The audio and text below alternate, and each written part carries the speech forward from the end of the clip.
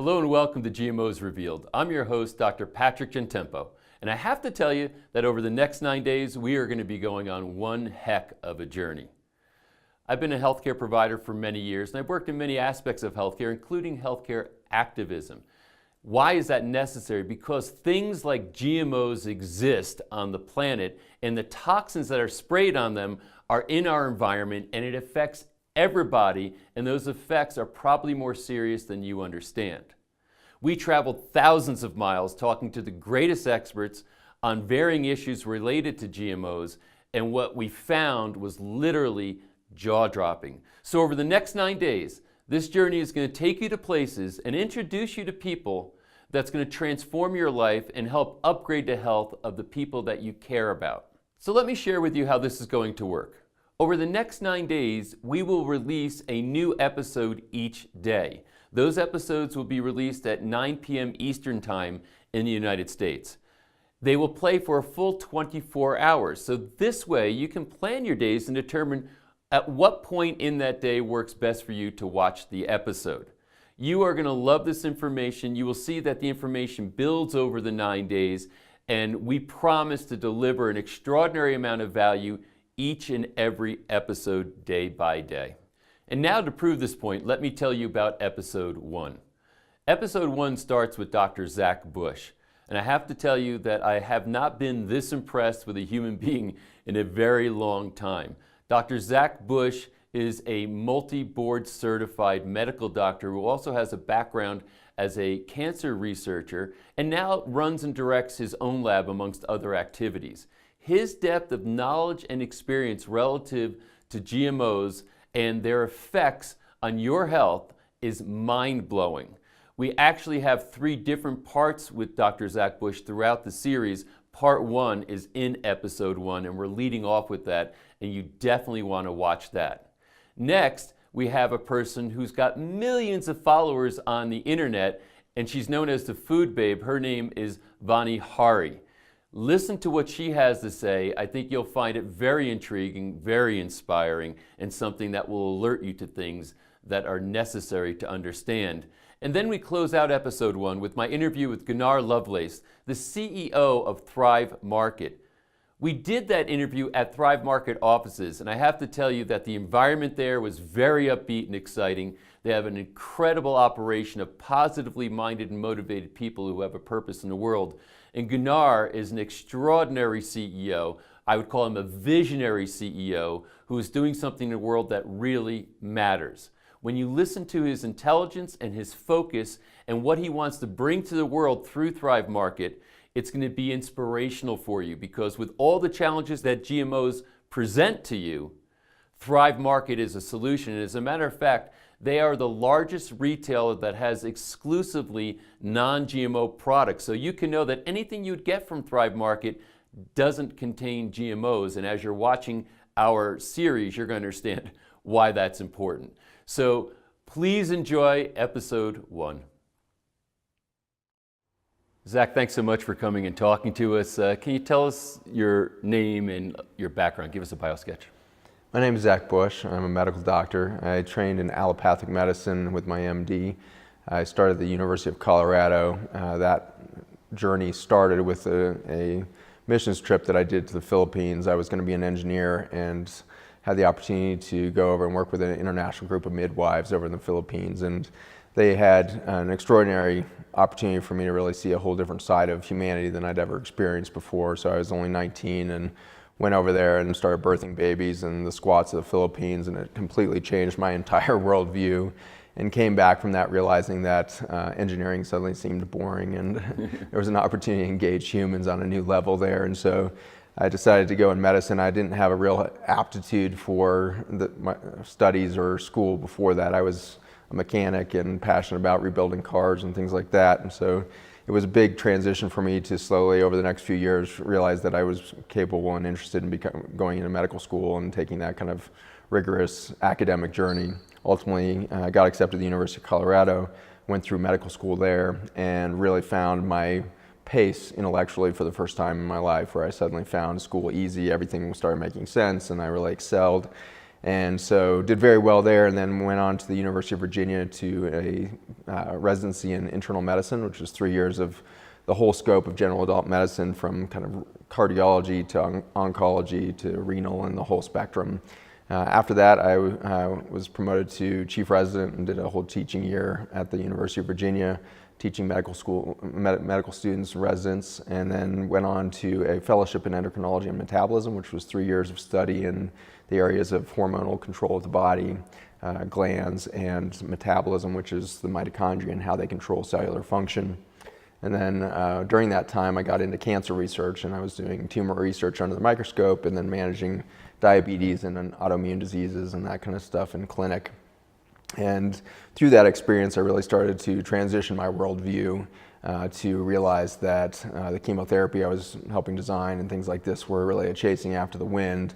It turns out that cancer is not caused by a lack of chemotherapy. And so that took a little bit of time, 4 years of kind of that journey to realize, wait a second, there's no way this is the solution.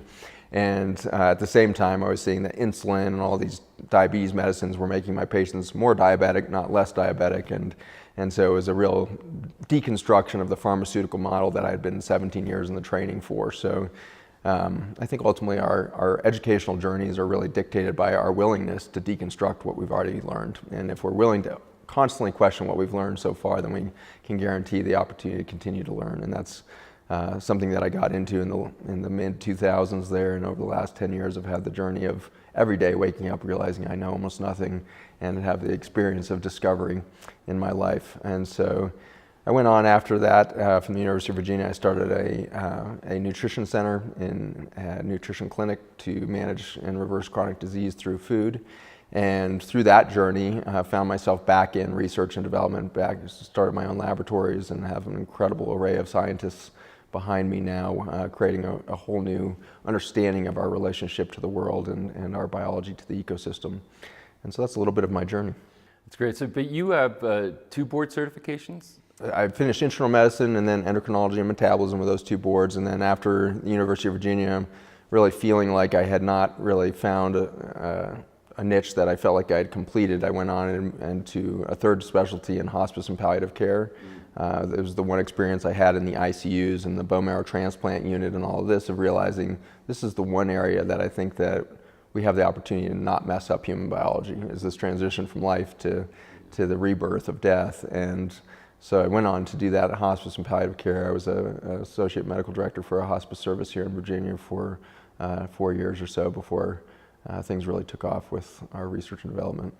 So what got you interested in GMOs? It was my career, again, if you're willing to deconstruct and believe you know nothing, then the universe will show you what it wants you to know each day. And so my journey into GMOs was really an accident, and or with great purpose. And it turned out that my discoveries around bacteria and their role of communication at the cell level led to the exploration of soil, and how my nutrition clinic was kind of seeing at least 40% of my patients fail with the best food on earth. And to try to start asking, how is this food not delivering the medicinal effects that we expect it to do? And that took me down the journey of what is the soil giving to the plant, what is the plant giving to the human? And then that was this huge avenue. And one of our chief science advisors is John Gilday, an incredibly brilliant PhD in genetics and microbiology, and he really uncovered this story of glyphosate, which is the active ingredient in Roundup, which was the impetus for genetically modified crops that would be Roundup ready. And so through that backdoor avenue, found myself and our science group really being at the forefront of understanding how GMO and the chemical environment around that is affecting human biology. So let's go back then and give the historical context. How did this whole thing emerge where we live in this culture today, where we have GMOs, glyphosate, et cetera, ubiquitous, in North America especially?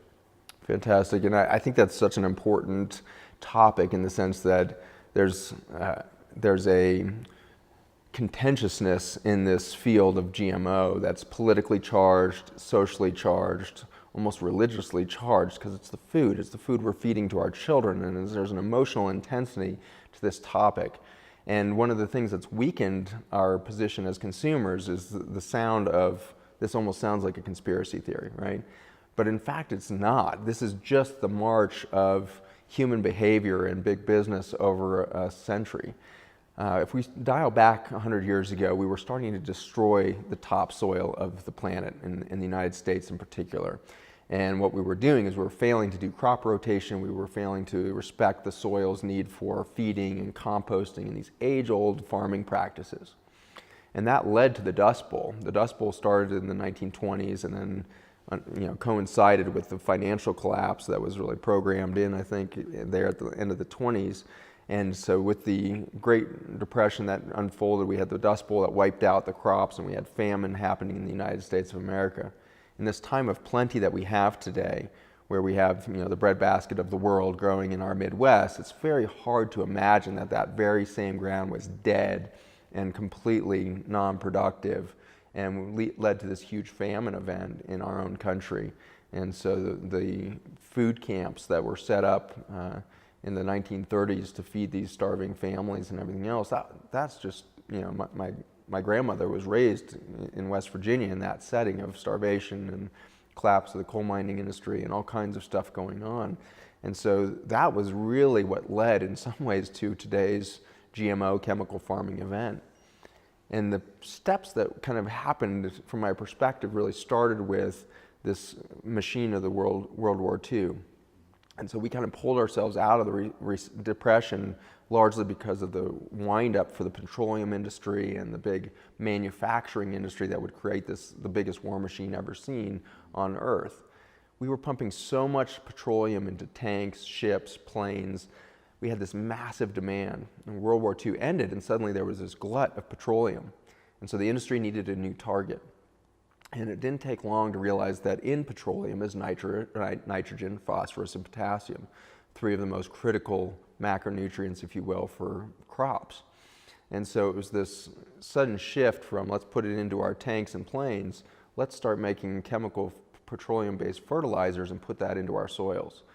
And so we really reversed, what was poor farming techniques and the collapse of what was going on with our soil management. And instead of really fixing that by going back to composting and all of these things, we instead just started dumping petroleum into our soils. And it led to something that would be termed the Green Revolution. Mm-hmm. Sounds great. Green Revolution sounds like, well, this must be the best thing that's ever happened to ecology. And it looked like it, because suddenly we took dead crops and failing fields with no productivity to huge fields of green corn and soybean and all the rest growing in an abundance in the 1950s and 60s. So it looked like a boon. But we see this in human health just like we do in plant health. If you use just a couple of nutrients and you steal or remove many of the others from the food chain, you end up with a weak immune system. And so our plants started to fail. And so our crops started to be prone to insects and fungi and viruses. And so instead of, again, asking the root cause question of why is the health failing, we instead went to our chemical industries and said, we've got viruses, we got fungi, we got pests, what can we do about it?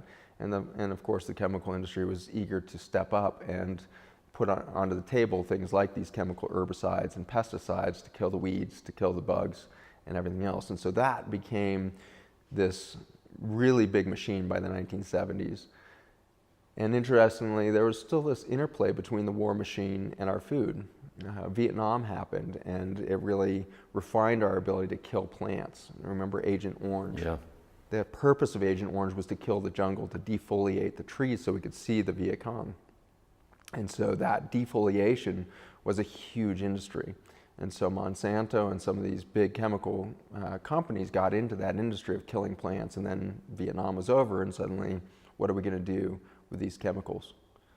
And one of the interesting things is that perhaps they found the perfect business model, which is the only unifying feature of all humans, every race, creed, male, female, doesn't matter. The one thing that ties us all together is we don't like to weed. And so it was a brilliant business plan to come up with a solution where you no longer have to bend over and pull a weed out of the ground. You just walk around and spray these plants and wipe these things out.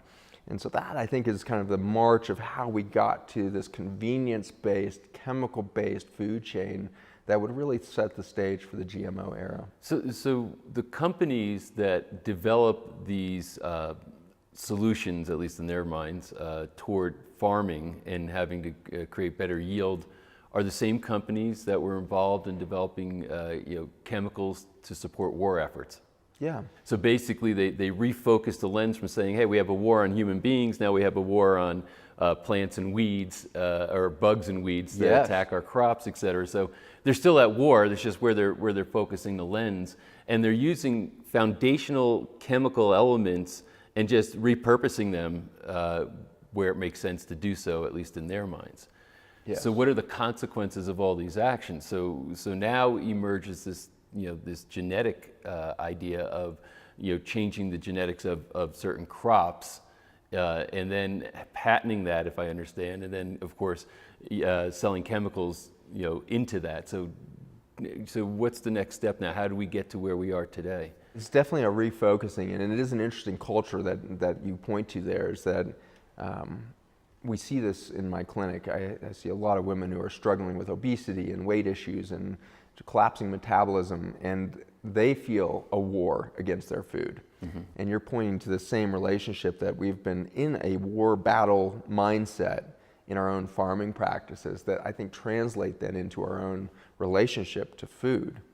And so absolutely set this culture for this war on the outside world, or germs, which has a nice correlation, of course, to the way we practice allopathic medicine. We believe we have to kill all the germs. We have to, Right. Everything is antimicrobial, everything, and antimicrobial hand wipes and countertop wipes, and we're trying to kill germs all over the place, when in fact, what we're really doing is creating monoculture and wiping out any biodiversity, which is threatening our health. And so that mindset of war on plants was very literal, and just like we do with antibiotics, you always need something better, because one of the truths about biology and nature is it always finds a loophole, right? Mm-hmm. So if you try to put up an unnatural blockade, an antibiotic or an herbicide or a pesticide, nature's going to find a way through there, because nature has purpose that is perhaps seemingly contrary to maybe our purpose to grow 1 million acres of a single crop of corn, Right. That's not nature's style. Right. And so it's always going to find ways to infiltrate. And so we started to see the emergence of, weeds that were resistant to a lot of these chemicals that had been developed in the 1950s and 60s. And so 1970s comes around, and you see Monsanto change course with the development of the organophosphates. This is a group of toxins that are very specific to their structure. The organophosphates is where you find that Agent Orange kind of family. And so this is the defoliating toxin that kills biology. They were turning their attention to find something that was less carcinogenic or less toxic to the human than Agent Orange. There was already very early data making it clear that as soon as Agent Orange touched the skin, it was causing horrible rashes and immune problems in our soldiers in Vietnam and everything else. So there was realization that this was probably too potent of a toxin to be outside of the war context. And so they found glyphosate, which is the active ingredient in what would become Roundup, which is probably the single most successful herbicide in the history of the industry. But that glyphosate is such an interesting molecule in that its backbone is glycine, which is an essential amino acid for human and any biologic life. There's only 26 amino acids, kind of like the letters of the alphabet to build a million words. You only need 26 building blocks to build a 70 trillion cell organism. Mm-hmm. And so one of those is glycine, and that's the backbone of glyphosate. So we take this piece of nature, and then we adulterate it with a phosphate group on one end and an amine on the other. And that creates the toxin quality to it. And so organo, meaning built on an organic molecule of amino phosphate, is the family. Mm-hmm. The terrifying thing about that toxin is that it is water soluble. And nature makes the vast majority of its toxins in the form of lipid or fat soluble toxin. And that's important because those toxins can be sequestered away by mycelium in the soil, by the fungi, or can be sequestered away by your fat cells, so it's not in your bloodstream to be exposed to your brain and other things. So fat-soluble toxins are kind of nature's approach. Water-soluble toxins, this man-made approach, is very frightening because it goes everywhere. And once you dump this into the environment, it's going to go into the water table.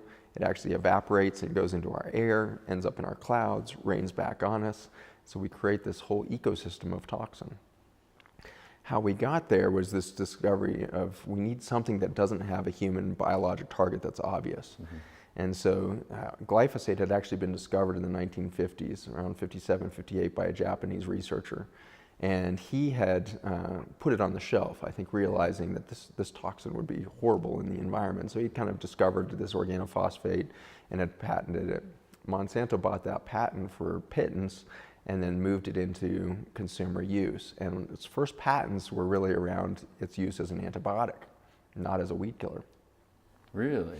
And so that is an interesting little tidbit, is that they understood what this toxin was doing to biology, even though they've claimed, continue to claim that this doesn't have any human biologic toxicity to it. They knew that it was killing life at a very basic level, at this microbial antibiotic effect of it.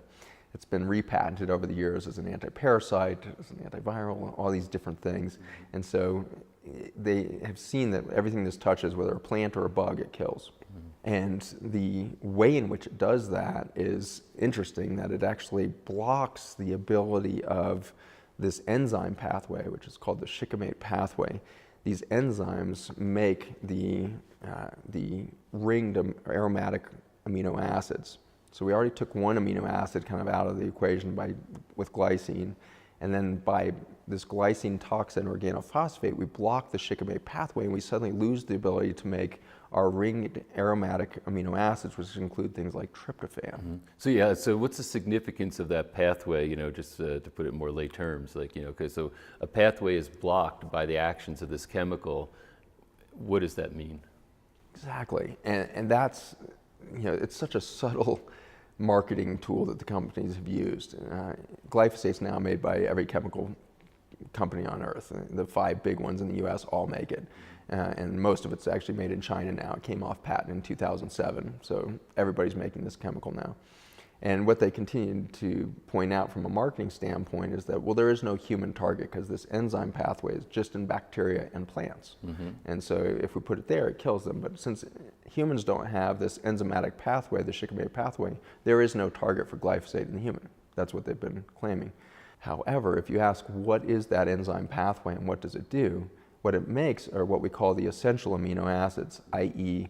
the amino acids the human body can't manufacture. The vast majority of the amino acids in those 26 we can make on our own. So what you're saying is that so the amino acids are the basic building blocks, and there's the majority of them that we can make on our own. We can just reconstitute from the foods we're eating, et cetera. However, there's some that we need to receive from our dietary intake, right? And you're saying that glyphosate blocks the pathway to be able to create those, or what actually happens? Exactly right. So 4 of those essential amino acids, so at least half of them are now taken out of the equation. And so they say, well, this isn't important for humans because it just happens in plants. Well, humans rely on that plant or that bacteria to deliver those essential amino acids that we can't manufacture. So we've literally robbed ourselves of a subset of the alphabet. Wow. Imagine if you woke up in the morning and had to go to work and be as productive as you are today, but you'd only use 19 of the 26 letters. Right. Would you even be able to communicate? Right. So what happens is you start to, it's not like you have nothing to communicate with, but it's horribly compromised. Horribly compromised. So now, is there still some assertion that human beings don't have to worry about this, or has anybody woken up to this particular issue? Certainly there are subsets of scientists that are super concerned, are really screaming, this is the end of human biology if we don't stop this pathway. I think by and large the consumer has been so confused and blinded by this constant marketing, constant messaging that genetically modified crops are a necessary thing to feed the world. Right. We have 7 billion people. We have to feed them. We would have starvation if we didn't have GMO crops. And I've heard that before. And so, what is your take on that? Is there validity to the assertion that without GMO crops, we're going to have worldwide starvation? My take is no, not even close. If we took GMO off the market today, we would still be feeding the world with the same inefficacy that we are today. We have starvation. We have the biggest famine in human history happening over in sub-Saharan Africa right now. There is zero news coverage. Right. There's zero political interest in the fact that right now there's over 100 million lives at risk of dying from starvation in the plains of Africa right now. And we have thousands and tens of thousands of people dying daily over there right now from starvation. So number one, we're not feeding the world. Not because we're not growing the food, but because we don't have the political infrastructure and the societal awareness to distribute food correctly. So starvation is never a growth or production problem. I think it's always a political problem. Mm-hmm. Second piece of this is there was billions of people on the earth in 1995. 1996, we debuted GMO. We weren't starving of lack of production in 1995, so therefore we had to create GMO. So it's such an artificial argument that we would starve without GMO crops. We couldn't feed the world. It's totally bogus because we only have to back up 20 years to realize we were feeding the world then, we are feeding our world ineffectively even now with all of the GMO. Aren't we currently paying farmers not to farm? So like they're saying the yield is beyond what our needs are, and they're trying to manage the market politically by actually paying people to not produce crop. Exactly. So this is the Farm Bill, which is the most contentious and frankly the most humanitarian corrupt piece of legislation that I believe that we continue to put into play. Every administration over the last 30 years continues to sign that darn Farm Bill. And it's paying farmers to either grow the wrong crops or grow nothing at all. We literally are paying farmers to keep their fields fallow as kind of a reserve. And so we justify it through national security that, well, we need this backup of farmland, and so we don't want everything in 100% production. So we have all these military, weird, geopolitical arguments as to why we should pay farmers not to grow food.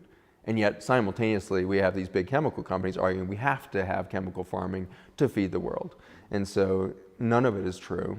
I think that, in fact, we can feed ourselves. We don't even need mega farming on the organic level. Mm-hmm.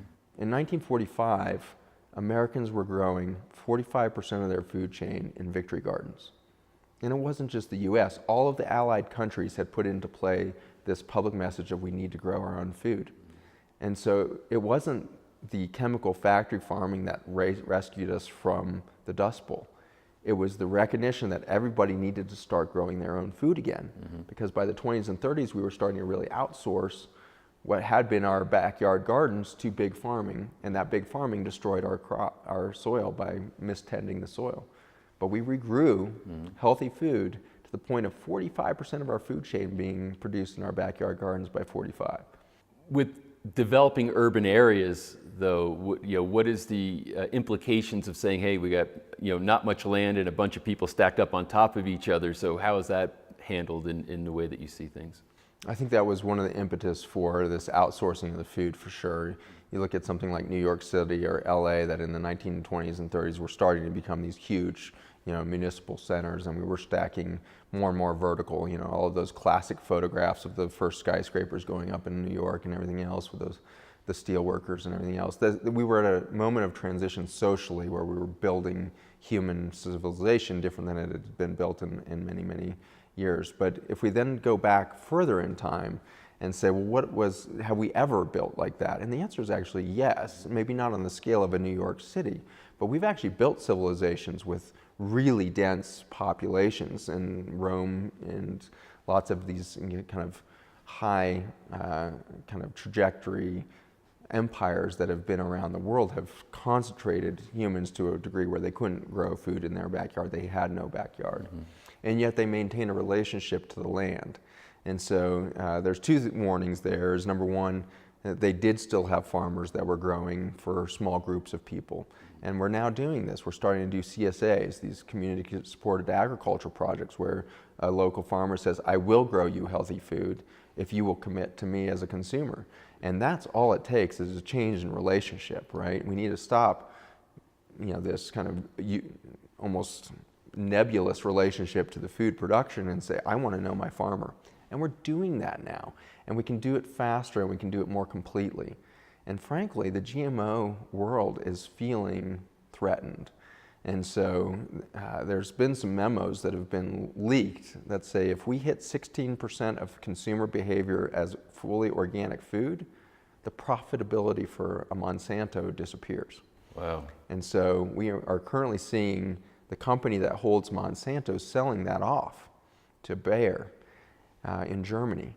I think largely because they see the writing on the wall that the American consumer is only a few years away now from that 16% tipping point where it becomes fiscally infeasible, or we steal away the fiscal drive for this chemical farming approach. Now this is interesting, and I want to maybe we'll double click on the Monsanto transaction that's contemplated, because obviously Monsanto has been called out as a big culprit in this whole anti-GMO movement that's been expanding over time.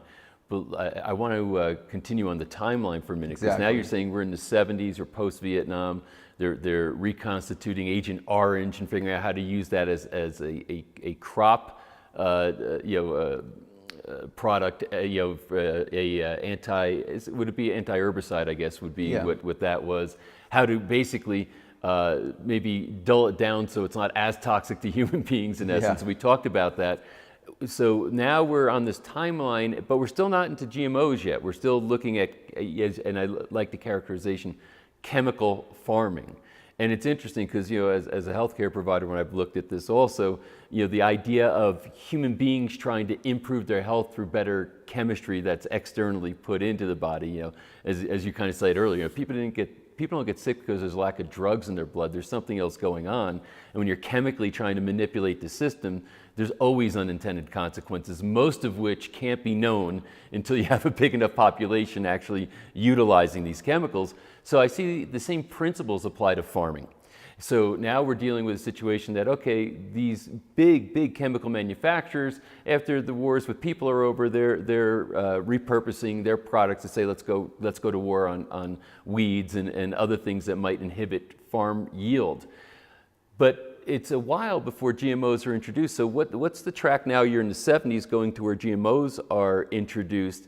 And do you have any of the background story, as to what was going on there? Yeah, I think, I run a number of small businesses, and I think it's just business. It's just good business. It's just necessary business practice. Every business will go through the curve of concept to a product to fast growth to plateau to needing to reinvent the marketplace or find a new niche in the market to get another steep climb. And so in the 1970s, they got approval from the EPA to utilize this chemical for farming. Mm-hmm. And they submitted all of their own science of safety and said, the EPA never asked for third-party safety analysis, and they've never since then had money to put forward to do their own safety analysis in the biology. And so they accepted the company's safety documents and said, well, it must only be the shikimate pathway, just plants. And so they started. And so they were able to start selling a new weed killer that was very effective. And so there was an initial growth, I'm sure, for their business where they were suddenly selling more and more glyphosate every year in the form of Roundup. But it started to plateau in the 80s, I'm sure. And I don't have access to their books and their profit margins, but I can guarantee you that was true because they then went after approval to go direct to consumer. Mm-hmm. And so they went after that direct to consumer market. And in the 1980s, we had some of the most successful commercials that I think have ever been debuted. And they were the direct to consumer ads for Roundup. You maybe remember these. It was like, it'd be break time at Super Bowl, and you'd be watching your Super Bowl commercials, and then suddenly there's this suburban home, and dramatic soundtrack starts, and the garage door opens, and this guy comes out, a little bit of a belly, looks like your classic mid-American homeowner, and he's got a backpack on. And he's got two holsters, and he pulls out these sprayers and starts shooting down the 7 dandelions in his driveway, right, which are actually anti-cancer foods that are superfoods, but we'll come back to that later. But he kills the 7 superfoods in his driveway and reholsters and turns around to the dramatic soundtrack, and emblazoned across the backpack is Roundup with the message, manly to not bend down and pull a weed. You should instead come out with guns and shoot them down. That's the manly approach to home ownership and gardening. That was so effective because no man wants to go out on Saturday and weed instead of watch football. And so it was the perfect mix of the football commercial, the empowerment of the war battle, shoot them down. It hit every male gene, receptor out there, and suddenly it was like we had the perfect consumer product. And so over the 80s, they saw very steep takeoff. So every Lowe's and Home Depot and all of these box stores started carrying 1,000 versions of Roundup you can buy in little spray bottles or big spray bottles or backpacks, or it was just like a million things. And to this day, you walk into any garage in suburban America, you're going to find Roundup in there. And you can still go to any big box, Home Depot or any other store, and you're going to find these chemicals all over the place. If I go to my local kind of agricultural co-op, they now sell it in 50-gallon barrels of glyphosate, generic glyphosate, 45% glyphosate, for sale now, 50-gallon barrel. It's just like, it's so ubiquitous in the industry. And so the behavior of the company was simply find that next trajectory. And by the 1990s, we were starting, I'm sure, to see that start to taper, where they had saturated the consumer market. We were dumping tons of glyphosate into our water systems by this time. An incredible statistic is only 0.1%, 1,000% of the glyphosate or Roundup that's sprayed worldwide actually hits its target. Wow. 1,000%. 99.99% of this chemical is going right into our water systems as wash off and never reaches its therapeutic target of the weed, if you will. And so the consumer, I think the homeowner, was the first to really misuse this chemical. We were spraying down things we didn't understand, and it was washing into our gutter systems that then went to our municipal water processing plant. Organophosphates are super water soluble, very hard to pull out, and so we started drinking Roundup by the 1990s. And so that pattern happened, but we were starting to saturate the curve. So 1992 came around, and the company needed a new niche. It said, okay, well, these farmers are not using enough Roundup. Why? Because every plant that stuff touches, it kills. So they were having to spot spray the borders of their farms and everything else. And so Monsanto intelligently looked at the situation as like, there must be some crop that needs to be killed. And there is. It's wheat. And so in 1992, they went to the industry and said, we have an amazing new chemical for you that is a desiccant. So instead of calling it a weed killer, they called it a desiccant, or drying agent. And this was a huge boon for wheat farmers, especially in northern climates of the US. Wheat has to not only mature, grow, go to seed, and dry, it needs to be dry for a period of time and then cut, and then lay dry for a couple of days before it can be harvested effectively. If at any point in there it gets wet, you have to wait again for it to dry before you can cut it. And so it's dangerous to be a wheat farmer in northern climates, because if you get an early snow or you start to get weather falling apart late, you can lose a whole crop, and so you lose your crop. And so Monsanto came in and said, look, you can dry your wheat early. Why are you going to sit there and watch the paint dry? Go ahead and just shoot your crop with Roundup, the whole wheat crop, and then you can harvest it 3 days later. It'll be dead and dry, and you can just harvest early. Well, this, of course, immediately led to not only the possibility of saving your one crop, it meant that in slightly further south, you could grow 2 crops, not 1 in a single growing season. So instead of watching that wheat grow to maturity, dry and die and harvest, they were watching it mature, go to seed, they'd kill it, harvest it, put a second crop in the ground, let that come, kill it, harvest it before winter came. And this is still pre-GMO. In other words, 1992 still. Yeah, so GMOs aren't even introduced, but they're still using the chemicals in a way now to increase more yield. First time that we had used it to speed an actual crop to market. It was the first time we'd actually applied glyphosate directly to a food item right before it harvested. Is there an absurdity though to saying, hey, take this crop and kill it? Dry it? In other words, is that like, didn't it bring rise to anybody saying, well, what is killing it? And it's on the crop that we're going to eventually be eating. 2 incredible questions. Has a shortcut ever been the right decision in nature? Right. In nature, exactly. Does it ever really work to outsmart nature? And the answer is always no. And this is an obvious one. And we do this in all kinds of more subtle ways in our food industry. You think about, if you go to your grocery store right now, 365 days a year, you can go buy a ripe avocado. Right. Or you can go buy an apple. 365 days a year in any climate. All of these are symptoms of the fact that we're shortcutting nature. And so in the US here, we eat an enormous amount of produce from South America during our winter months. And to get a crop, like a piece of fruit, from Chile to a grocery store shelf in New York in December, you have to do some shortcuts. Because if you really picked it ripe from the field, it would be rotted by the time it got to New York. So you have to pick it prematurely. And then it's ripened under ethylene gas that's in the transport cases. They're feeding ethylene gas into it on the way to ripen the fruit artificially, so that by the time it gets to New York and on your shelf, it's ripe, but it's not rotting. So if we take fruit that's been picked prematurely and then artificially ripened, or in the case of wheat, we kill it prematurely and we don't let the ripening process happen naturally, we obviously are going to lose nutrient quality to the food. Nature so designed every berry, every piece of fruit, every vegetable to be at its perfect moment when it's at its full potential. And that full potential is nutrient-wise, it's size-wise, everything is perfect. And so if we shortcut that and say we're going to not let the wheat come, what's going to happen? We're going to change the carbohydrate to fiber ratios in that gluten. The gluten ratios to its fiber ratios are going to change. And so we suddenly started creating wheat that was abnormal for the body to handle.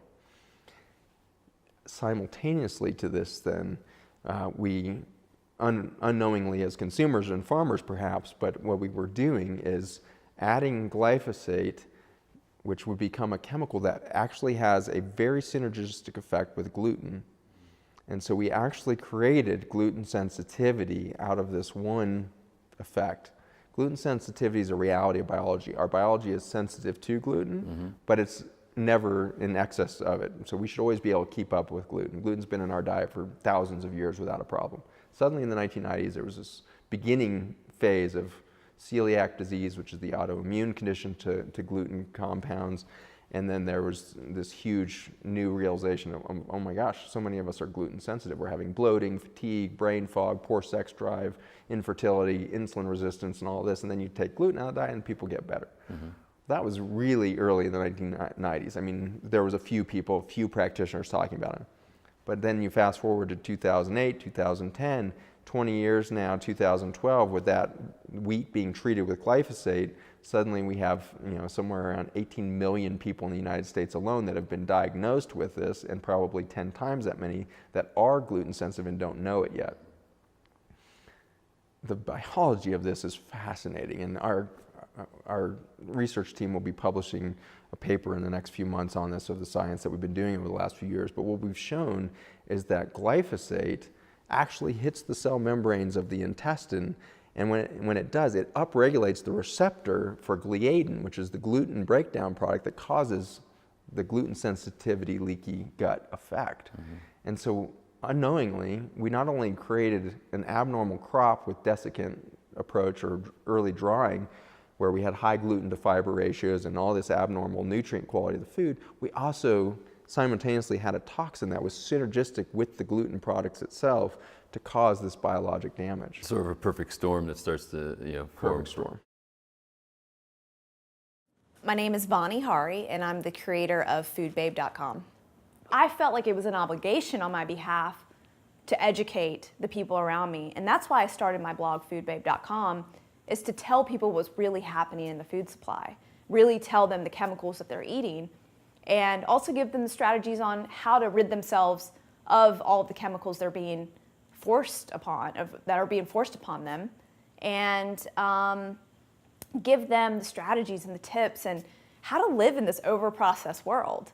Someone like me who loves to eat and loves sweets and loves really great food, I'm not eating, kale for every meal. I'm eating real food. And when you make sure it's organic and non-GMO, you're gonna work wonders with your health and your body And you really could eliminate all of these hardships that might occur later on in life. And it's not only about living longer, it's about living the best you can now, and like with as much energy as possible, where you're climbing Mount Kilimanjaro at 60 and 70, and you're feeling like you've lived the life that you're supposed to live, that you haven't lived the life that you are sick and unhappy and no energy and just getting day by day, wishing for the weekend. You know, all of these habits that you see being instilled in so many people, wishing their lives away, wishing the time would pass.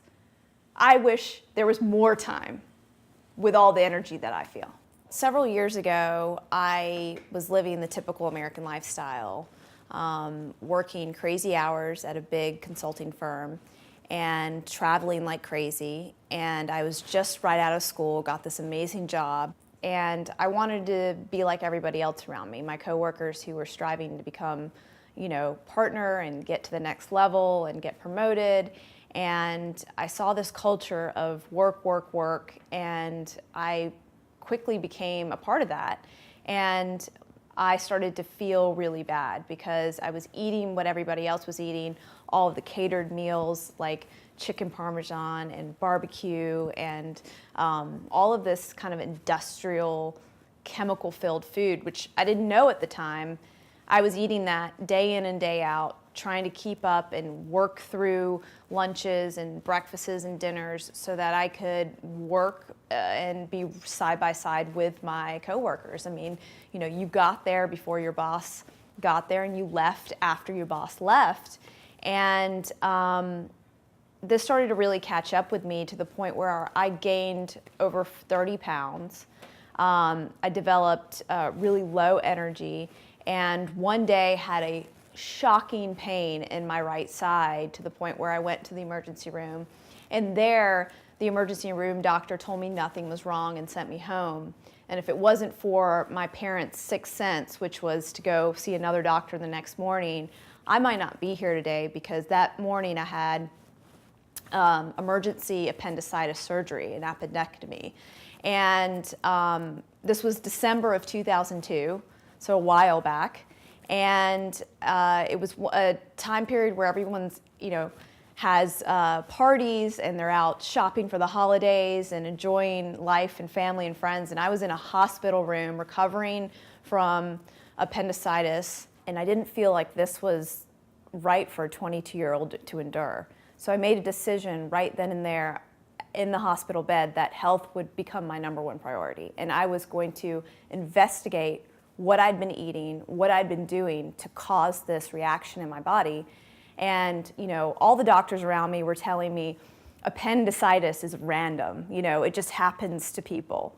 But what I found out was your appendix is actually in your digestive system. It's an organ in your digestive system. And if your digestive system's inflamed to make your appendix inflamed, then something you're eating, something you're doing is causing that reaction. And it's not so random, is what I found out. And, I channeled, kind of all this energy that I learned in high school. I was a top nationally ranked debater. And every summer I'd spend away at debate camp researching the year's topic, and one year was healthcare. So I learned a lot as a high school student about healthcare and about what was really happening in the industry. And this is, before the internet, before, you could Google something. So I had to dig deep into like law journals and periodicals and major, huge, big nutrition books to really find the truth. And I channeled all that energy after I left that hospital room, and I started to determine what I needed to eat to heal my body, to heal myself, and what types of foods were causing all of the issues that I had been experiencing, the weight gain, the low energy. And what I found out was so startling and completely changed my life forever. My whole life I had been suffering from eczema, asthma. I had eczema all over my face growing up and into my early 20s. I was on 3 or 4 medications for asthma. Every major sinus season, I'd have to be on steroids. And one of the things I found out almost immediately is the way I'd been eating had been affecting these other things that I'd been living with my whole entire life, not even knowing. And so not only did I learn how to eat well and learn about what's really in my food and starting to figure out that there were genetically engineered ingredients snuck into my food in 1996, right after I had graduated high school, and finding out that the majority of our foods being grown here in the United States have been sprayed with toxic pesticides, that the chemicals that food companies were using here in America were not the chemicals that they were using in other countries, and determining what the heck was really going on with our food supply and really trying to understand why 90% of the foods at the grocery store are either corn or soy, and just thinking about how unhealthy that is just to eat those two things that aren't very nutritious. They're not major, superfoods or anything. And what I found out was that my diet was 100% related to how I was feeling, how I was looking, and how many medications I was on.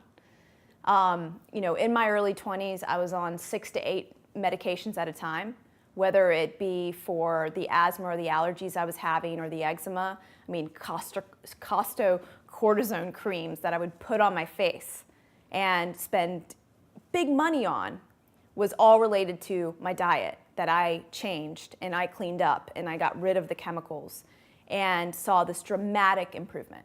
It would be so nice to reach everyone before they get to the point where I was in this crisis moment. And it would be really great to reach out to children and take them through a grocery store and explain to them what's happening to our food. With little children, one of the best places to start teaching them about food is in the vegetable and fruit aisle, and ask them a simple question. Would you eat this apple if it was sprayed with poison?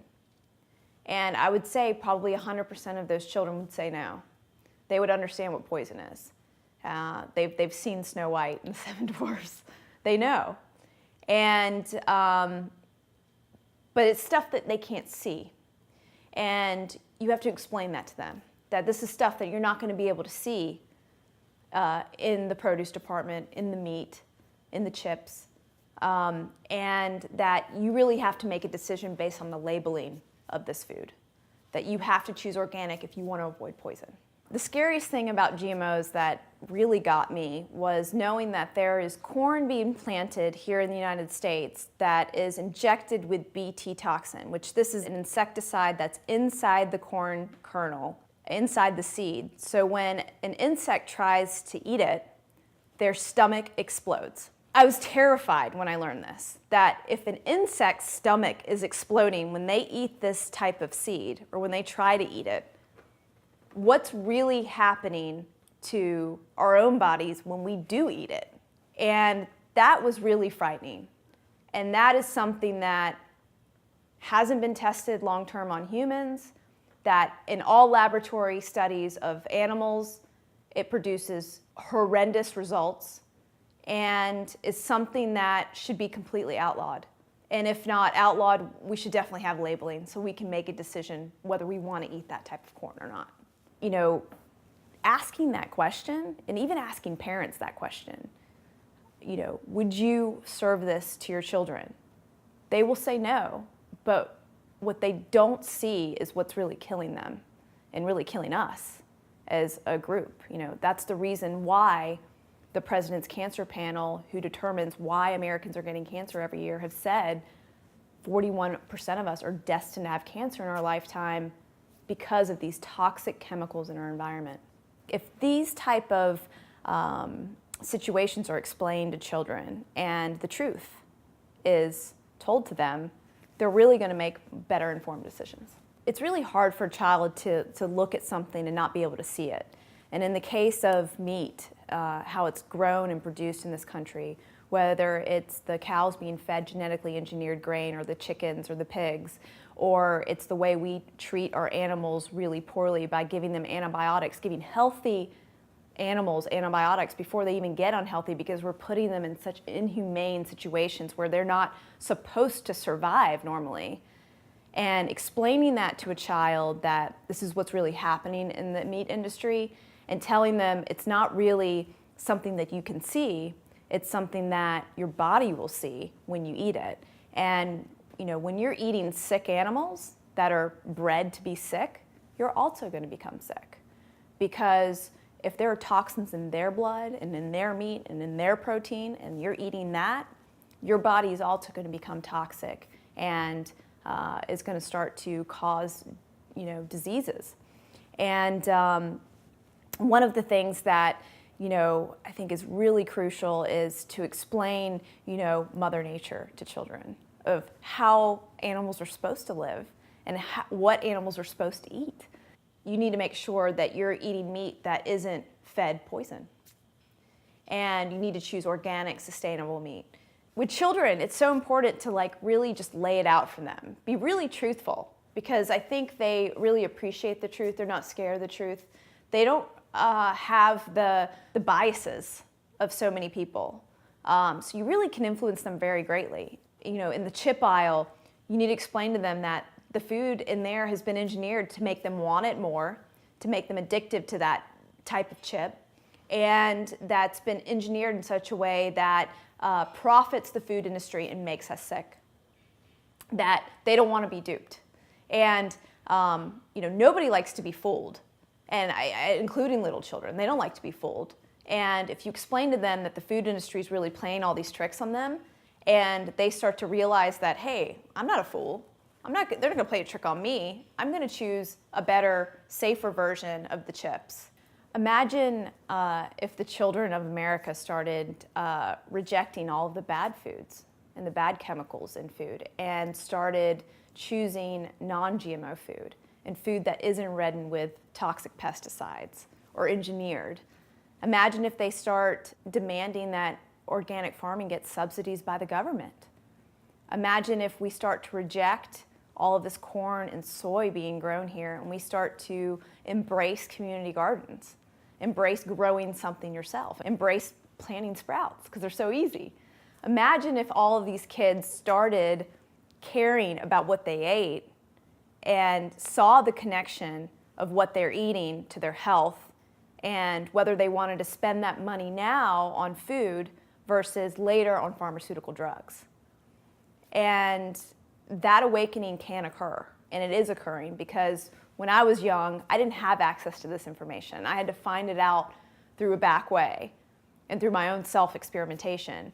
But now this information is there. It's just a Google away, and will totally have the opportunity to change the world. Imagine a world where, a child goes to lunch and talks about their lunch in a really positive way, and how their choices, them eating a non-GMO meal or an organic meal, is changing the world, and them telling their friends about that. And imagine their friends telling other friends about it, and talking about what's really happening to our food supply, and what brands are doing the right things and what brands are doing the wrong things.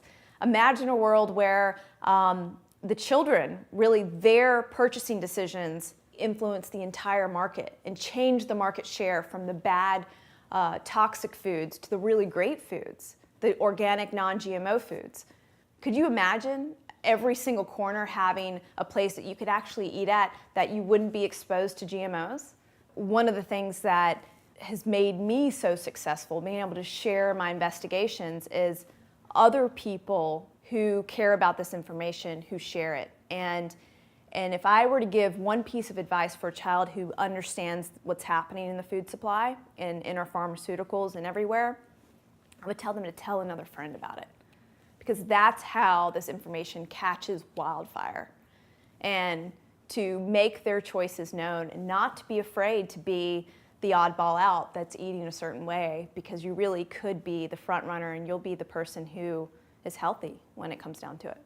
Growing up, I had all of these ailments. I was on all these prescription drugs, and to know that I could have spent all of that money, the $400+ I spent at the pharmacy, at the drugstore every single month, to know that I could spend a portion of that money towards organic food to even allow my body to feel better and heal naturally, but also to get off all of those pharmaceutical drugs and to feel the best I've ever felt in my life, to to be able to explain that to a little child, to explain it to someone that maybe they haven't experienced any heartache yet, any physical ailments or any health issues yet, to explain to them that if they were to be proactive and spend money where it really matters, on the food that they're putting in their body, that is their medicine, that food is their medicine to prevent them from ever having to spend crazy amounts of money on medical bills and health issues, to be able to convince them that buying it now versus paying it later is better would be the most amazing thing, because what they would realize is that they would prevent so many different diseases and different issues within their lives. And what they would do is they would really shift the mindset of our entire health industry from a very Band-Aid type focused mentality of, covering up symptoms and treating symptoms to going to a more preventative model. And if kids can learn to do that with their food, to teach them that ginger, is anti-inflammatory, it can help a headache, and it can make your muscles heal faster versus going for Advil, the options are endless. And that's why I tell my story about how I was 22 on almost 8 prescription drugs and feeling so bad about myself, my body, my health, I had no energy, suffering all these ailments, not looking beautiful, not feeling the best I've ever felt. And saying that, I was 10 years younger feeling that way and I feel better now than I did 10 years ago, and explaining to them that they can really feel amazing for their entire life. They have a choice. They can choose organic, non-GMO food. And they have a choice. Every single day, you determine what you put in your body. Nobody else determines that. Yeah, when you're a baby, it's important that mothers choose the right type of food. But once you're able to feed yourself, that decision's yours every single time. And imagine giving that power to a child, saying every single time you eat, you get to decide your fate. You get to decide whether you're going to become a statistic or you're going to live the life that you are meant to live on this earth. There's so many people covering up symptoms and not getting to the root cause. And they're treating an ailment and not treating the thing that's really causing that ailment. And if they even knew the power of food and what it could do to your body and how it can make you feel, I really feel like unlocking that power is so amazing. There's this cycle, this normal cycle that has become a normality that needs to stop. That you start eating the industrialized food, you get sick, you go into the healthcare system, you get prescribed drugs, you start spending money on drugs, start feeding the pockets of the pharmaceutical industry, and that in turn feeds the government, because the big pharma, big food are all in the pockets of the government. The person leading the FDA was former Monsanto. And the people who are making the decisions are being lobbied by these big pharmaceutical and big food companies. Kraft spent millions of dollars lobbying the FDA. Big major corporations, food corporations, spend millions of dollars every year lobbying the FDA for these decisions that are made about whether these chemicals are allowed in our food or not. One of the things that I want to tell children is they don't have to be part of that revolving system. They don't have to be part of that normality that has become a really toxic part of our environment. They can actually break free of that whole system. They don't have to eat the industrialized food that makes them sick, that makes them buy the pharmaceutical drugs.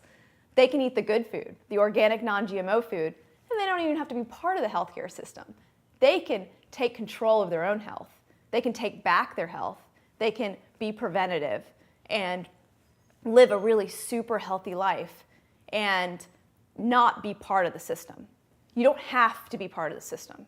You can opt out. Gunnar, thanks for taking some time with us today. Great to be here. Thank you. Can you tell us your name and give us a little bit of your background? Yeah, so my name is Gunnar Lovelace. I've been interested in farming and social enterprise my whole life. I grew up really poor with a single mom and saw how hard she worked to make healthy choices. And when my mother remarried, my stepfather was running a food co-op out of a little hippie commune in Ojai, California.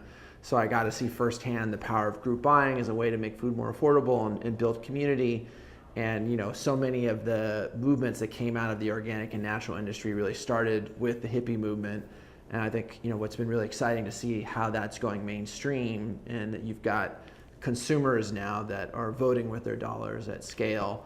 As I went on in my own entrepreneurial career, I've always been interested in food and health, and started nonprofits, and I ended up dropping out of college and started an educational software company teaching children how to read. And the whole time I was thinking about how do we create a 21st century food co-op that keeps the heart and soul of the hippie movement, but makes it more mainstream and accessible to consumers everywhere. And just kind of philosophically, I've been looking for an organizing principle my whole life that brings people together at scale around the common good. And I really believe that expanding access to healthy food is one of those organizing principles. It doesn't matter who you are, where you live, what you believe, what the color of your skin is. People want to feel good in their bodies, and they want the same thing for their children. So it's been, that's been kind of a general organizing principle for decisions that I've made in my own life, and why we're here at Thrive Market today. So you talked about Thrive Market. So when did that idea occur to you? It happened very organically. I've always been interested in healthy brands, and so because I have another socially conscious jewelry company, I had a retail store, so I was able to set up wholesale buying accounts with a lot of my favorite brands. Mm-hmm. And actually, just super organically, it was for Burning Man. And after I came back from Burning Man, a lot of friends were interested in buying these brands at wholesale prices, and so I ended up running these shopping events on Facebook. And the demand for accessing these products was so high, and the labor involved with filling people's orders. I wasn't trying to make money. I was just kind of like a service to my friends. Right. And I felt like there's got to be a much simpler way to organize these types of processes at scale. And so that really got me thinking that there was a real opportunity to disrupt pricing in the health food industry. Mm-hmm. And then I partnered up with one of my co-founders, Nick Green. He and I have been self-funded the business very early on, and he's like the perfect counterpoint to college dropout from a hippie background, from a hippie commune. He's Harvard grad, top-rated debater in the whole country in high school. His parents are still married, very suburban background, just beautifully stable human being by comparison. So we're great partners. And as we went out to raise money, we were rejected by over 70 of the top New York, San Francisco, LA venture capital firms. It was obviously a pain in the neck, but it was the best thing that ever happened to us, because we ended up bringing our first $10 million of capital came from this group of 150 mega bloggers that are in the business of sharing health and wellness information with their audiences, and they hear from their communities, hey, we want to live the lifestyle, but we can't afford to do it, or we're not near a health food store. So they understood the problem in a different way that venture capitalists did, who said, why don't you just go to Whole Foods? Like, they just didn't understand the problem. Right. And so that was a really interesting, for us, it was ultimately the best thing to be rejected by all these venture capital firms, because it allowed us to build a truly stakeholder-driven business around solving this problem. How do we actually make organic groceries available at 25 to 50% off? And that's really our mission, is to make healthy living accessible to everybody and democratize access. And so we launched the business 2.5 years ago. We've just exploded with our growth. There's 500 employees, where there was one employee out of my house, a little more than 3 years ago. And, we've been blessed to raise over $160 million from very value-aligned investors who really authentically care about what it is we're doing and recognize how big the problem is. As we spend $300 billion a year on diabetes-related illnesses as just one of several major lifestyle diseases that are, largely driven by dietary habits. So we're bankrupting ourselves with the way that we eat. And there's now 7 billion of us on the planet, and it's absolutely incumbent that we change the way we produce, distribute, market, and consume food if we're going to pass a healthy world off to our children. So our business is really focused on really making that accessible in an aspirational way. So the way that we think about our business is, can we sell organic and healthy alternatives at the same price as conventional equivalents and ship it to people's homes for free? And the answer is yes. We sell a Kind bar with 5 grams of sugar for less than a candy bar. We sell 70 loads of non-toxic laundry detergent for less than 70 loads of laundry detergent with hormone and endocrine disruptors. So we're in this really beautiful, sweet spot historically where a consumer is a member who's part of Thrive is able to access organic groceries at the same price as conventional equivalent for the first time in history and have it delivered to their home nationally. So that's been an incredibly gratifying experience, obviously very humbling, and we've made lots of mistakes along the way, but that's kind of the core piece of what we do. So, and incidentally, we're sitting here in your offices. I just want to say that I visit a lot of businesses, and this is really an impressive place. I love the environment.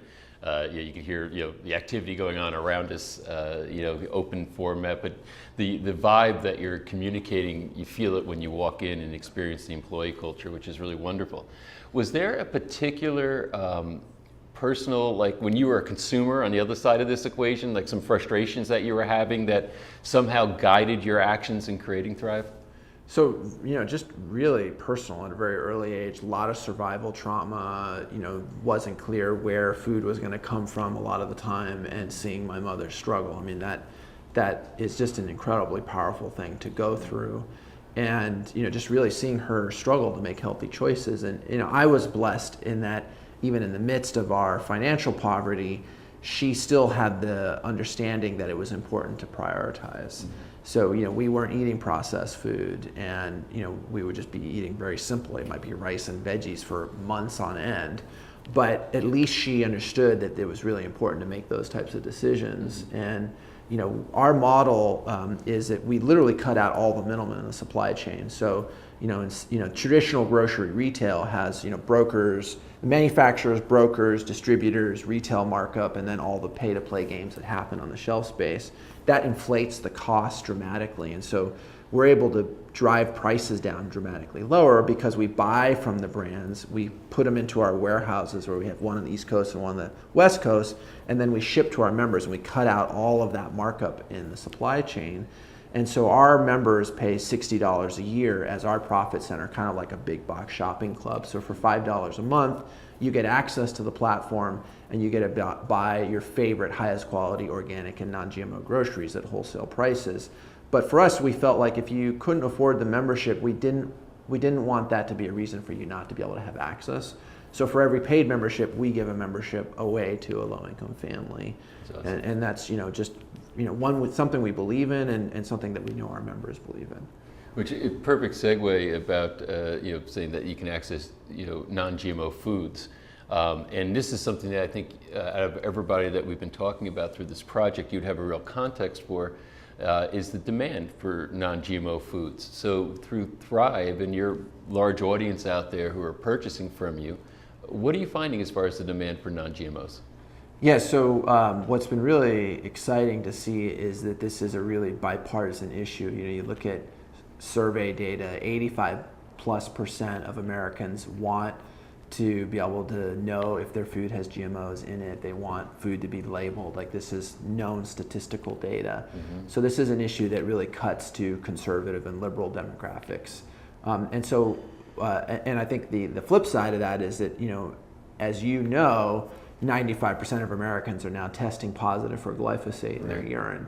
So the idea that we're going to be engineering food crops to withstand systemic poisoning is the definition of insanity. Right. And in less than 3 years that we've been live, publicly available to our members, we've become the largest retailer in the country that sells exclusively non-GMO groceries. And in that 2.5 years, we're the top 5 or top 10 sales channel of 90% of the brands in the space. Wow, so I just want to make sure I understand. Yeah. So you're saying that everything that people buy from you is non-GMO? Yeah. We are the largest retailer of exclusively non-GMO groceries in the country.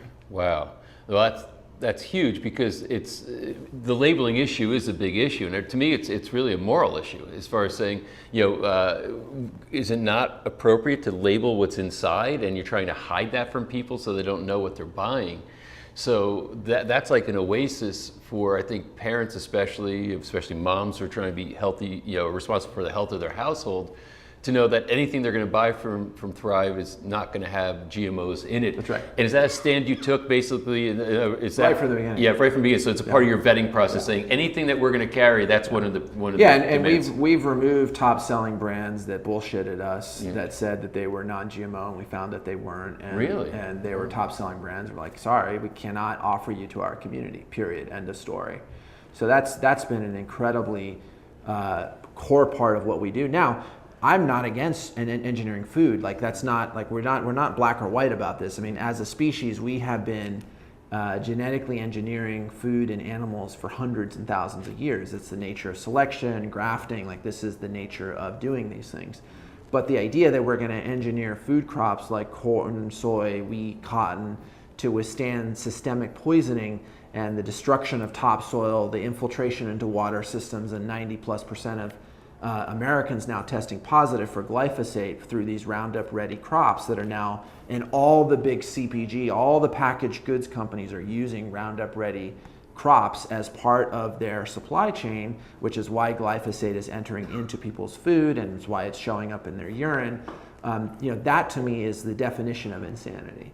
And so as a business, what we wanted to be very clear on from day one is that we understand that there's a real concern about this. We understand that there's a real trust and deficit gap in the market. People don't know who to trust. I mean, you get genetically engineered food at Whole Foods. You get genetically engineered food at Amazon. You get genetically engineered food at a lot of your favorite health food stores.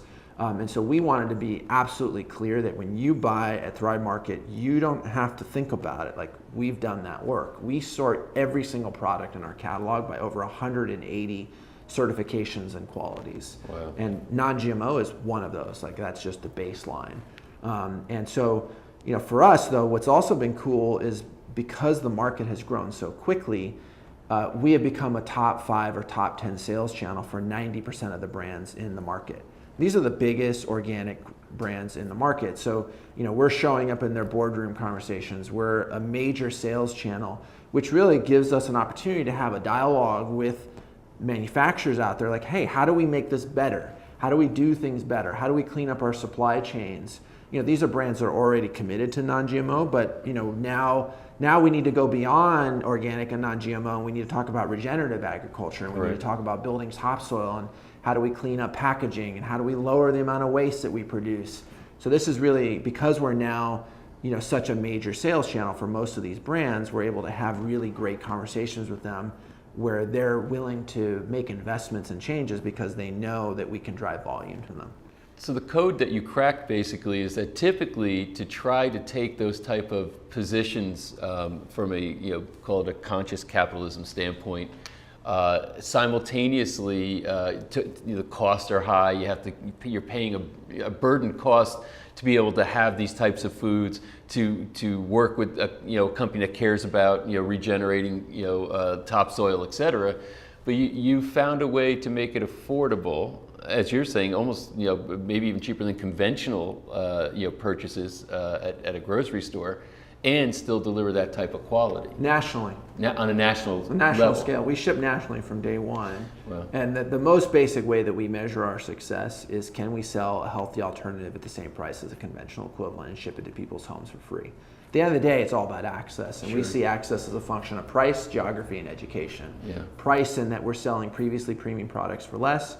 Geography in that we ship nationally if people are in food deserts or they're in remote locations. And education in that we've invested millions of dollars in content that informs and inspires people. So that's recipes, it's DIYs, it's courses. It's not only about the technical, functional, logistical aspect of actually getting the food. It's why does it matter? What's the truth about saturated fats? Why should I care about toxic ingredients in my cleaning supplies? How do carbs turn into sugar? What is glyphosate? What are these things? Right, and that was I was going to ask: is there an educational dimension to your activities? Because in our project, and GMOs Revealed, that's really what we're trying to do is bring attention to saying, this is a fairly serious matter, a very serious matter, and has significant consequences, not just today, but well into the future when you look at how long glyphosate lives in the environment. It's in, as you said, tested, 90% of people are testing it's in their bodies, and this is a highly toxic substance. So how are you finding that people are responding to the educational side? Are they engaging? Are they getting it? I mean, I think that first of all, there's just a lot of, there's this really exciting millennial consumer trend that's happening, and we see millennial as a mindset, not as an age group. Right. So that means that people are voting with their dollars and they're voting with their values. I think even just to kind of take a step back, I think it's really interesting to look at the historical perspective of where we are as a species. We've been on the planet for about 200,000 years, and for the vast majority of that time, we've been hunter-gatherers with less than 1 billion of us on the planet at any given time. So only with the advent of agriculture about 9,000 years ago do you go from very, very small hunter-gatherer social frameworks to people concentrating in a geographic region, being able to produce more food, the construct and creation of a city, business, trade, commerce.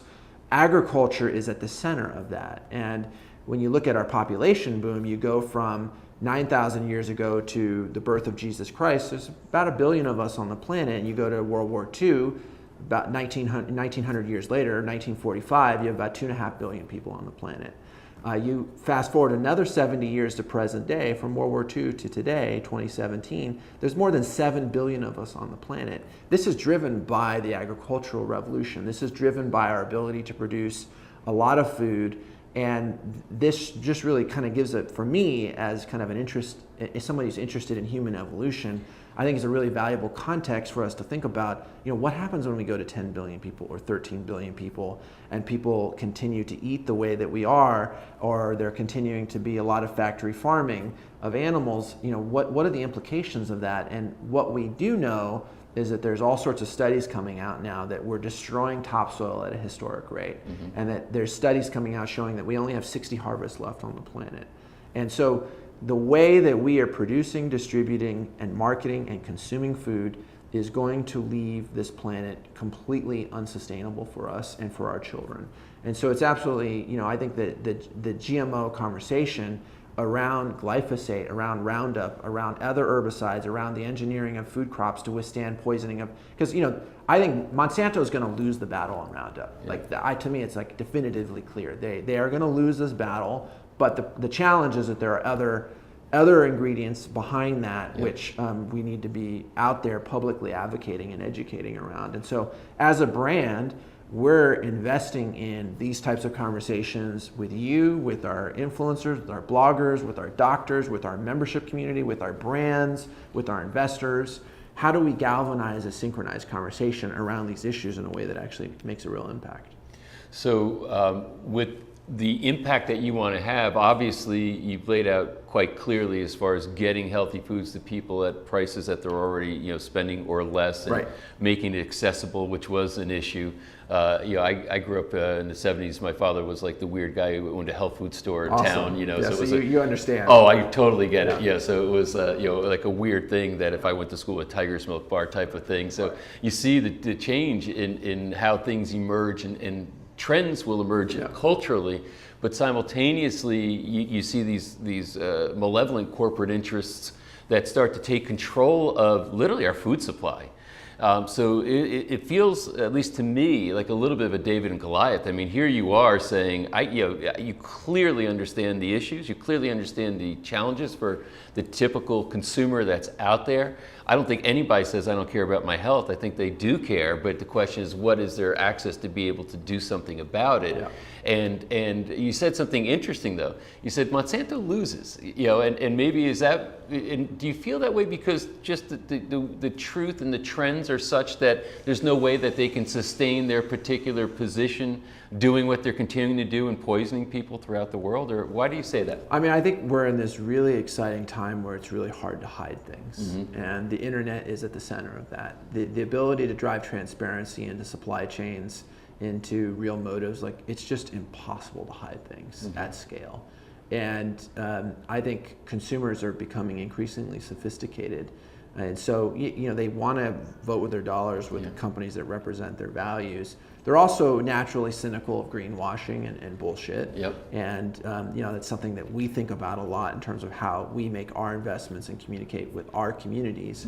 But I think that, the amount of news and information that's coming out around Roundup and Monsanto is it's such a critical inflection point. I mean, California has finally won its lawsuit with Monsanto, so it's going to be labeled under Prop 65. Back in February of 2017 of this year, Monsanto was caught with the EPA official that was, writing, papers around certifying it as Roundup and glyphosate is safe. Right. This is the nail in the coffin. Yeah. Now, I think it might take another 2 or 3 years for it to really unwind itself, or maybe even 10 years. Yeah. But the truth is that they're going to lose this battle. Yeah. Now, they're used to losing battles. Like these are the guys that did DDT. Right. So they understand that there's a cyclical nature to this, Right. and it's incumbent upon us as people who care, people who have this incredible reach, and then just the power of our social networks and being able to communicate. I think we're in a position as value-aligned consumers, and I'm talking broadly, not just Thrive Market, but just Right. the emerging consumer dynamic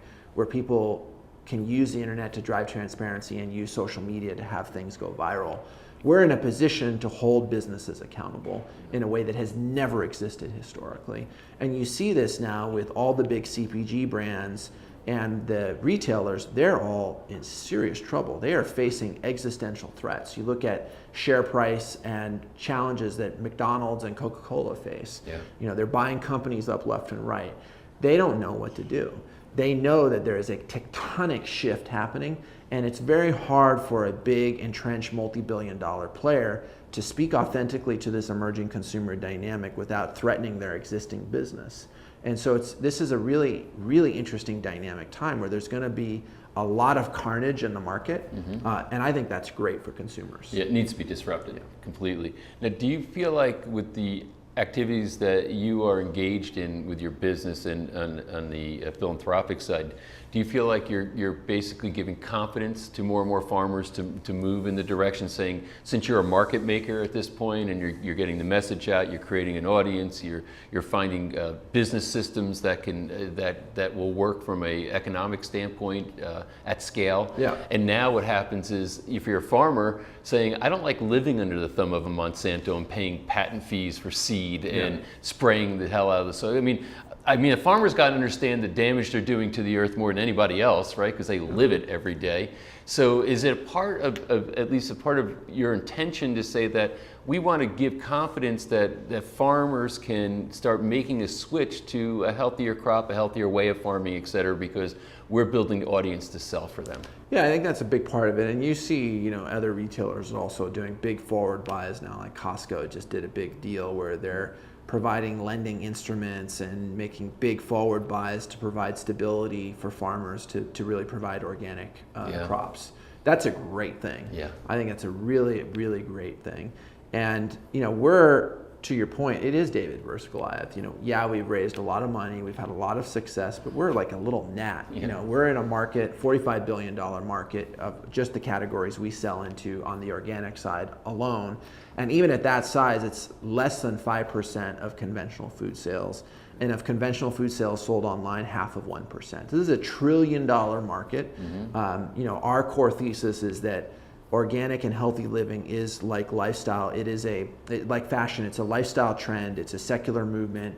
It's a mainstream event and a phenomenon. And so in that, if one believes that, we're in an increasingly powerful position to drive positive change all the way down into the farmers. For example, we're trying to source a very specific type of regenerative hog bacon jerky product. We couldn't find a farmer that could provide the scale that we need for our community. So we've been helping the farmer put together a co-op of all of their other farmers that have the same practices so that they can benefit by working together, and that we can have enough scale to supply our community.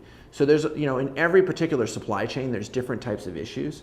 And I think that, the truth is that the farmer is actually the ones that are getting squeezed. Yeah. They are being squeezed in this.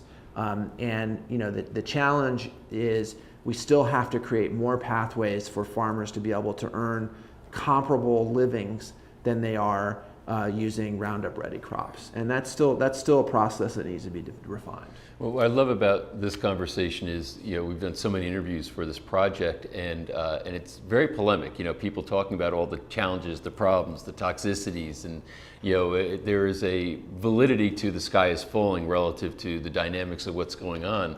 But here you come and you sit at the table, and you're really creating momentum behind solutions to transcend the problem, bring Goliath down, if you will, and create a consumer force that allows an emergence of a transformation, really, which is, I think, horribly needed right now in the world. So I'm really glad that we have this dimension of the conversation coming in here, and I think it's just extraordinary the work you're doing. So what is your vision now? Like, push it out maybe 10 or 15 years. How do you want to see things working, and what's the role that Thrive is playing? Well, I think the general trend of people voting with their dollars and voting with their values is just going to scale. Mm-hmm. And I think any business that doesn't understand how to speak directly to consumers, how to use e-commerce, that isn't investing in organic and healthy living alternatives, they're just going to be gone in 10 or 15 years. Yeah. It's just literally that simple. And so, that's a great thing for people that are developing those competencies and are willing to really put their money where their mouth is and invest in it. And there are CPG companies that actually really do get it. Like, I'm not inherently against these companies buying small emerging progressive brands. I actually, there's a lot of concern, and it's understandable in the market. General Mills buys Annie, and that's a bad thing for Annie's. I don't actually see it that way. I actually see that Annie's is infecting the mothership with its values, and I know that to be the case because we work with Annie's and we work with General Mills, and we see the values that are being reflected in General Mills as a result of their acquisition of Annie's. And so, yes, there's more discipline and process from a strictly capitalistic framework that's happening for some of these brands that are being acquired, but the actually really exciting thing is the values of a lot of these brands are actually percolating in and affecting the mothership. And so I think that's a really positive dynamic. And a lot of times these bigger companies are making these acquisitions because they recognize that they got a problem, right, and that they have to change their ways, and that they need to bring new DNA and new perspectives and new understanding about how to communicate with this emerging consumer market. So I think, in a perfect world, if I were to wave my wand in 10 or 15 years from now, this general secular trend of consumers voting with their dollars and voting with their values will just continue to magnify such that no company, no consumer packaged good company, no retailer can get away with the same, negative externalities that they get away with today. The problem with our consumer economy today and capitalism 1.0 is the real costs of the products are not reflected in the price that we pay. Mm-hmm. And this is because these costs are shouldered off. If I'm producing cattle and my corn is subsidized, and there's all sorts of other subsidies that are a part of the process, and I'm not paying for the downstream costs of the factory farming of the animal feces and the dead zones and the health concerns that are coming up 10 to 20 years down the road. This is the challenge with the current capital framework. And so we have all these negative externalities where the attribution window for how the prices and the costs of those products aren't being properly reflected. What's great about this massive exponential movement of consumers voting with their dollars is that the companies that are going to succeed are naturally thinking about the real costs that they have. Yeah. And that's going to be really powerful for our economy. It's going to be really powerful for people's health. It's going to be really important for environmental issues. Conventional agriculture today is the second largest contributor of greenhouse gases. So this shift to organic, non-GMO, regenerative supply chains will really strengthen our economy, will strengthen our health, and will strengthen the environmental position that we're in. And so my hope, what we're investing in, and what the hats that I wear, both as a founder and a stakeholder in Thrive Market, but also just as a human concerned about human consciousness and the success of our species, is that these movements become so strong so quickly that it becomes so obvious to capital at scale that we need to continue to invest in these things. And I think that's the good news is the market's going to win on that one.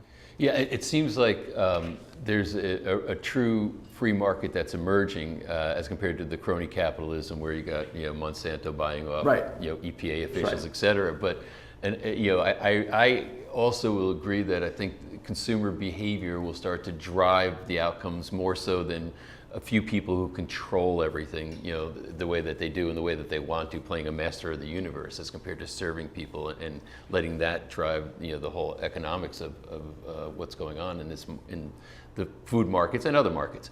But it's interesting that, and I think you kind of said this, and this is I think the interesting slant, because again, we've been very often having the big bad wolf conversation around companies like Monsanto, and Bayer's now going to looking to buy Monsanto, and what all those dynamics might mean, and people are afraid of that, and rightfully so. It's fraught with all kinds of challenges that could be real problems, irreparable. That's an acquisition I'm not in favor of. No, exactly. Me either. Yeah. So, but what's interesting is also the recognition of that these big some of these mega companies are sort of seeing that they could be pretty much destroyed pretty quickly over a consumer rebellion, and that they can't just decide that they're going to dictate to their customers how it's going to be, but their customers are going to push them into different directions. So, and as you said, I remember, and this started a while ago. There's presentations I was given in the 90s when I started looking at health clubs, health foods, drinking water changes. But when I saw Pepsi and Coca-Cola starting to bottle water and sell it, I realized, wow, it's amazing that the consumers are driving their behavior as compared to them saying, have a Coke and a smile. Right. So, and now I think there's a big momentum behind that, and that's why I'm very bullish on Thrive as far as what you guys are going to be able to do, and the win that's going to be in your sales because of, and I think that's values driven also, and I think you've mentioned it a few times. So the reason I'm even characterizing this, because I have the scope of the whole project and listening to what you're saying, is that I know that there's potential doom and gloom, with what's gone on, but at the same time, I think there's rays of great hope for how we can literally overcome these problems and have a better planet and a healthier planet as a consequence. Yeah, I mean, look, as the dark is dark, the light is light, and these are these incredibly dynamic times.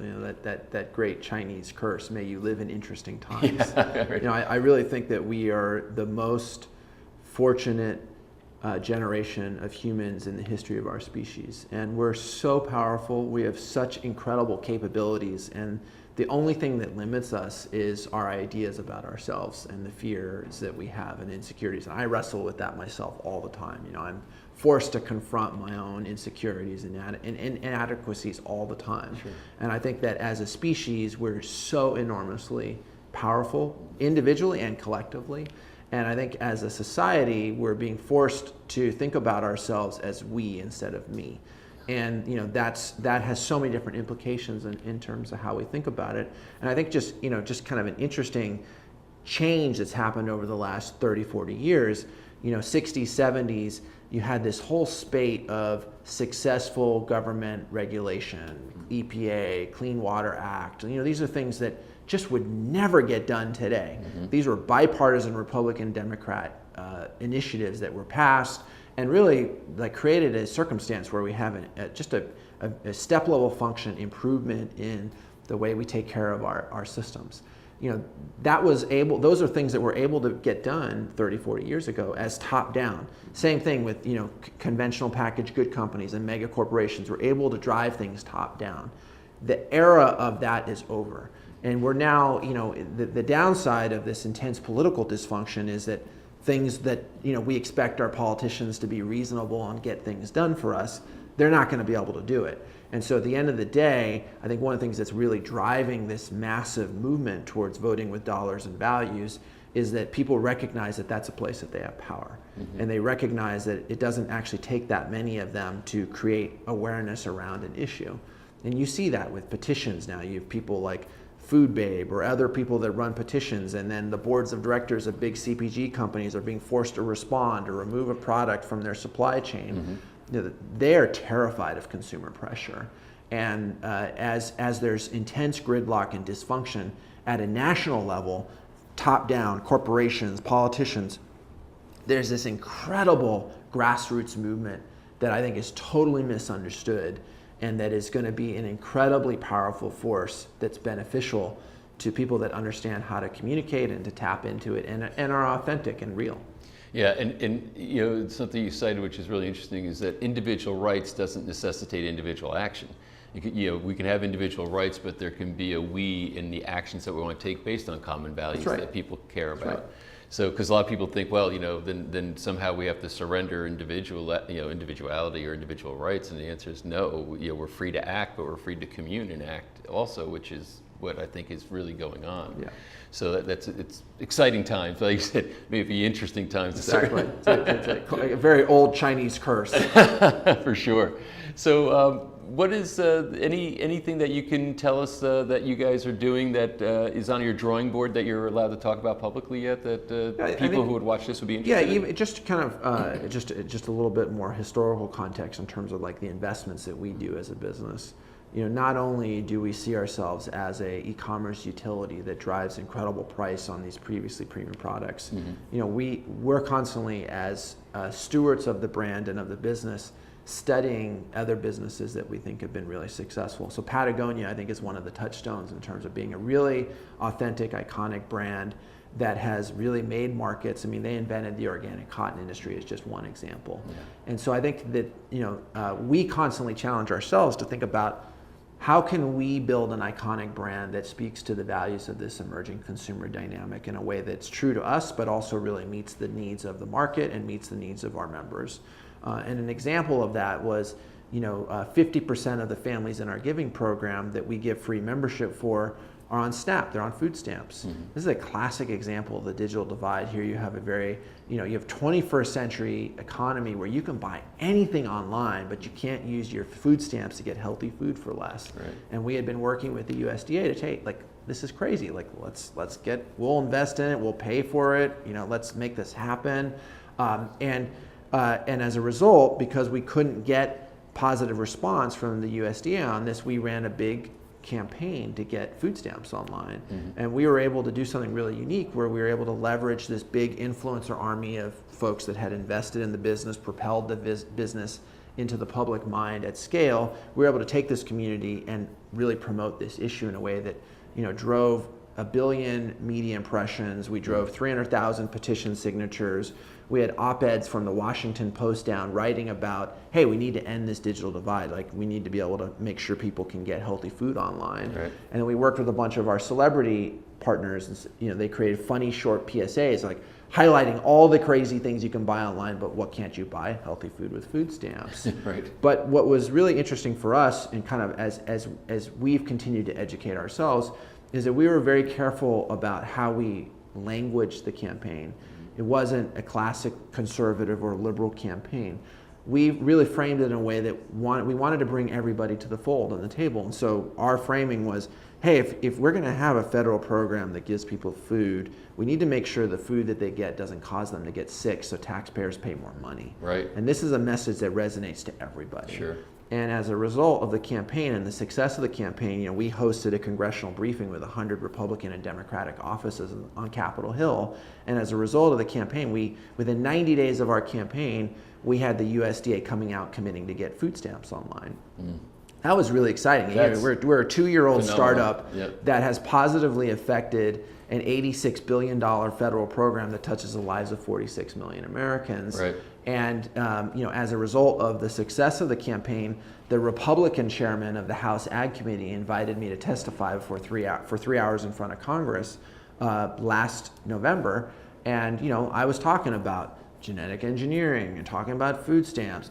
These are the types of issues that I was able to speak directly to members of the House in the Agricultural Committee, about 30 members. And so that whole campaign was just an amazing educational experience for us as we think about what are additional ways that we can galvanize our network of members, influencers, bloggers, doctors, brands, nonprofits. I mean, we worked with everybody on the nonprofit side, from the Organic Consumer Association to Center for Food Safety to Environmental Working Group, all the biggest food advocacy groups, to all the biggest brands in the space, to all the biggest bloggers. It was just an amazingly gratifying experience. And so for us, as we think about what does it mean to demonstrate social enterprise at scale? What does it mean to show that we're a business with values? That was a really exciting learning experience for us. And so now we're thinking about, what are the next campaigns that we're going to run?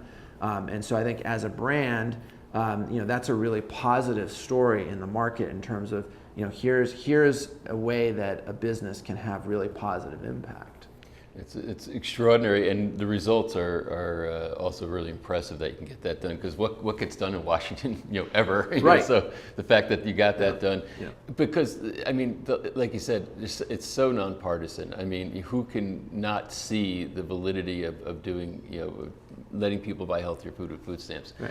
So along those lines, maybe kind of now speaking to this audience and the people who are responsible for kids or households, et cetera, and are basically saying, oh my God, I'm like, they're drinking from a fire hose right now, right? All this data coming, all this information, have a significant desire to say that they want to do something, to upgrade the health of their household within the budget they have. What is like the low-hanging fruit for the uninitiated? What's the first actions that a mom could take who's new to this to start down this path to upgrading the health of the food that they bring into the home? Yeah, so I think there's a really basic thing, which is that, it's all about habit formation. And so, we have been bombarded as consumers with trillions of dollars of CPG advertising, conditioning us to eat processed food and processed carbs. This is the inherent place that we're at today. And so I think that the thing that we need to understand is that we need to eat food with way fewer ingredients. So the fewer ingredients listed, the better. Right. We need to be eating whole grains or no grains at all, depending upon your dietary preferences. And so I think that's like a really simple thing. Our diet today, like the breakfast is today, the American breakfast today is one of the most insidious meals that we have. It's no wonder that our kids have attention deficit syndrome. They're being fed carbs, complex carbs and sugar, and complex carbs turn into sugar. So, I know how I am when I eat too much sweet. I can't even concentrate. Right. I'm like bouncing off the walls and then I crash. Mm-hmm. So we have, tens of millions of children that are being poisoned effectively with complex carbs and sugar as their first meal of their breakfast. They can't concentrate, and then they get spoon-fed drugs that are supposed to help them for their attention deficits. Right. And those foods are all made from Roundup Ready crops that are pumping glyphosate into our children. So, like, very, very, very, very simple thing is eat food with the fewest number of ingredients possible. Right. There are plenty of ways to make food delicious and tasty without buying things with lots of ingredients. Like, that is the most basic thing that anybody can do.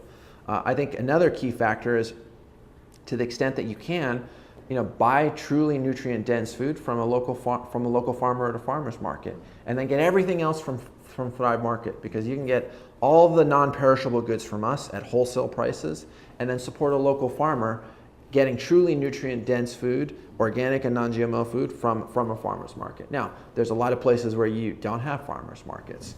And so, there are emerging services that are taking care of that. And I think that's, it's each geographic region has slightly different solutions based upon what are the resources available there to get, those critical, vegetables and grains and meats and things like that. But the good news is that there's a lot of solutions emerging very quickly, and consumers can very, very, very simply shift their diet and the diet of their families from, processed carbs to simpler whole foods. Mm-hmm. Eat as many veggies as possible. It doesn't matter if you're paleo or vegan. Right. We agree on that basic principle that we should be eating as many vegetables as possible, and we should be having as few complex carbs as possible. The diabetes epidemic is just an incredibly insidious destruction of human potential. We spend $300 billion a year on diabetes-related illnesses. It's just one of several major lifestyle diseases that are ravaging our communities and ravaging our economy. And that slight switch of like, hey, I'm going to eat food that has fewer ingredients, that isn't as processed, that's not eating a lot of the complex carbs, that's the game changer right there. And so those are just like a few very simple things that can be done. I think it's awesome advice, and I think what you're doing in all your work is to make that simple. Take something that somebody might feel overwhelmed and make it simple for them to approach it and to start engaging in it. So that's right. That's terrific. Yeah.